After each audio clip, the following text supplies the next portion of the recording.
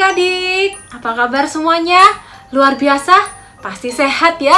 Puji Tuhan, Tuhan itu baik. Kita akan mulai ibadah kita. Mari sama-sama kita berdoa. Kita memulai ibadah kita dengan doa. Bapa kami ada dalam kerajaan surga, syukur terima kasih Tuhan atas segala kebaikan-Mu Tuhan yang Kau berikan pada kami. Engkau sudah berikan keluarga kami yang sehat, kami semua sehat. Kami bersyukur Tuhan itu semua karena penyertaan dan kasih-Mu saja Bapa. Tuhan, sebentar lagi kami akan beribadah. Tuhan siapkan hati kami supaya kami boleh siap memuji nama-Mu. Kami juga siap mendengarkan firman-Mu Tuhan. Terima kasih Yesus, terima kasih Tuhan. Hanya dalam satu nama Tuhan Yesus Kristus kami berdoa mengucap syukur. Haleluya. Amin.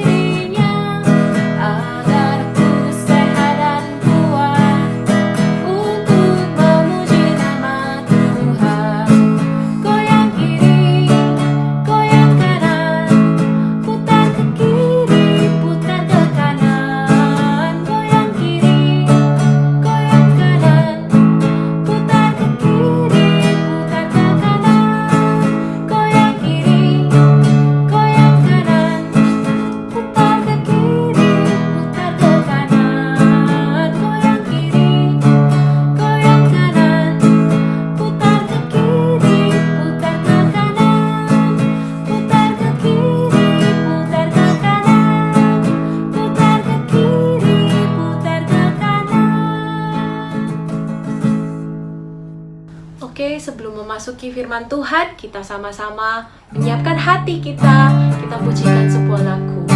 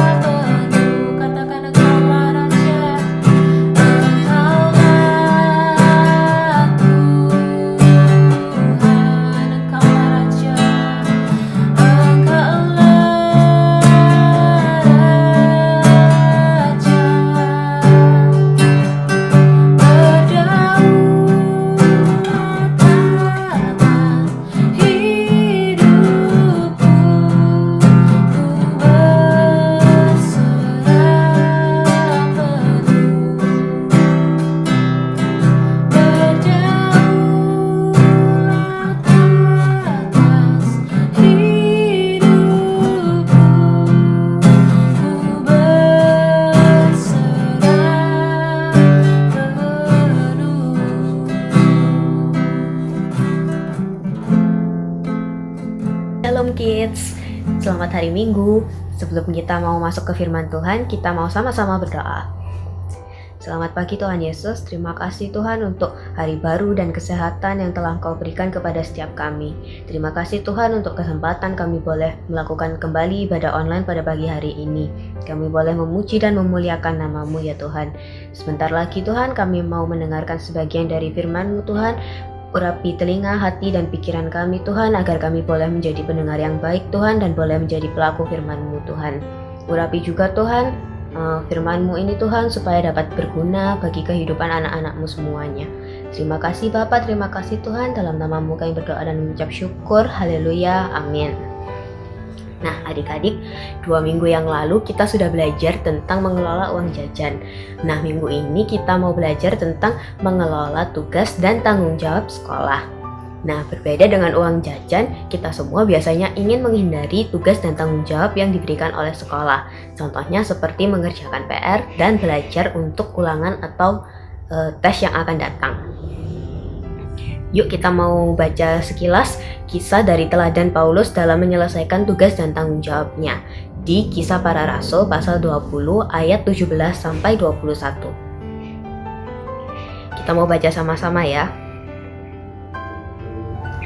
Karena itu ia menyuruh seseorang dari Miletus ke Efesus dengan pesan supaya para penatua jemaat datang ke Miletus.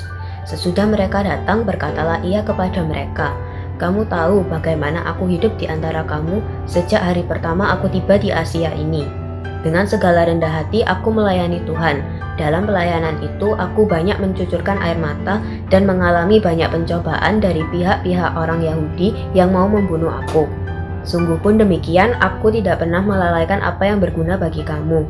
Semua aku beritakan dan kuajarkan kepadamu, baik di muka umum maupun dalam perkumpulan-perkumpulan di rumah kamu. Aku senantiasa bersaksi kepada orang-orang Yahudi dan orang-orang Yunani, supaya mereka bertobat kepada Allah dan percaya kepada Tuhan kita Yesus Kristus." Nah adik-adik, setiap orang itu memiliki tugas dan tanggung jawab yang berbeda.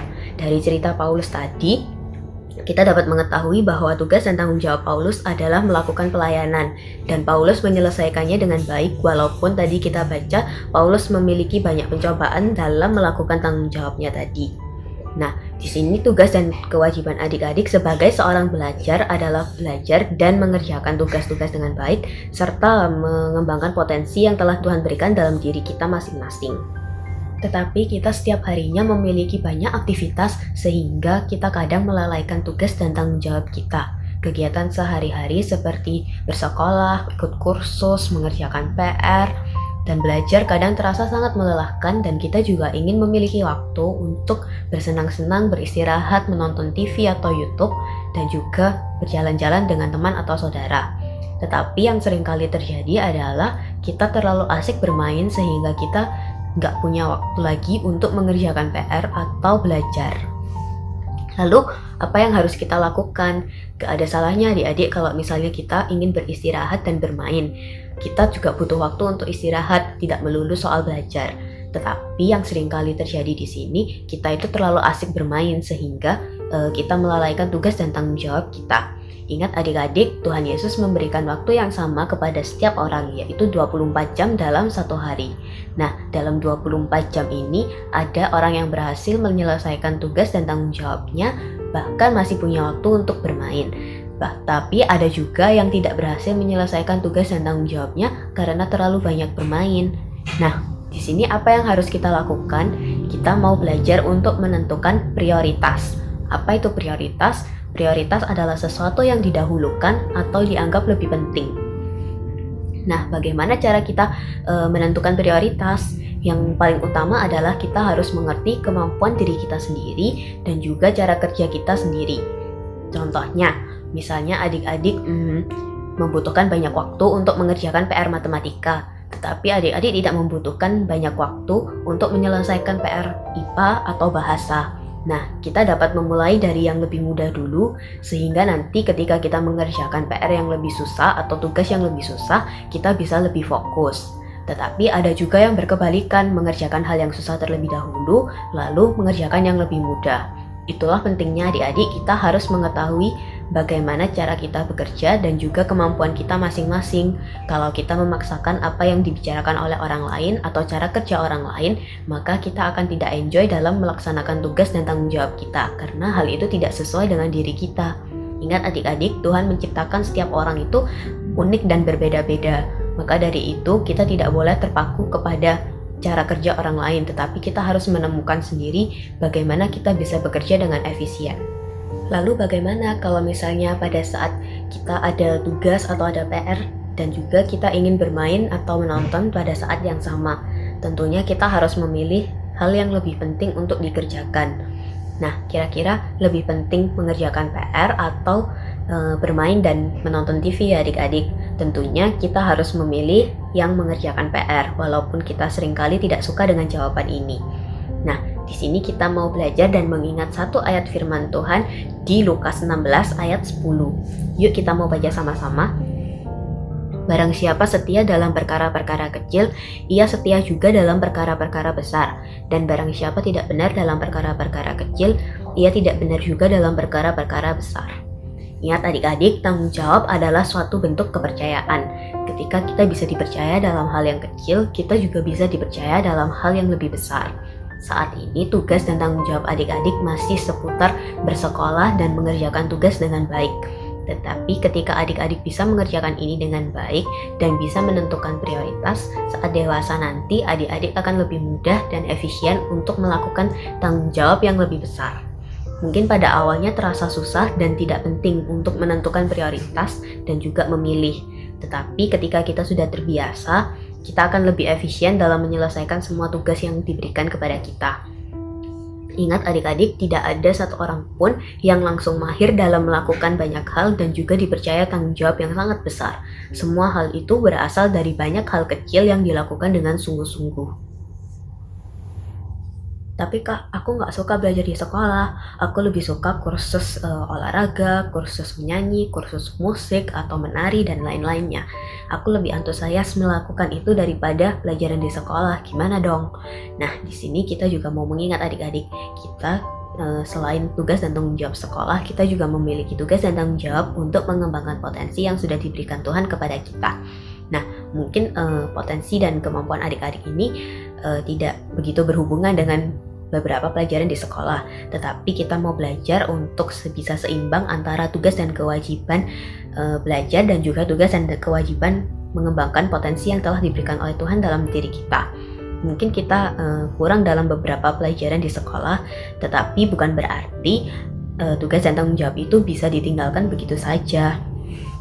Nah, kita harus ingat adik-adik, setiap perbuatan selalu memiliki konsekuensi.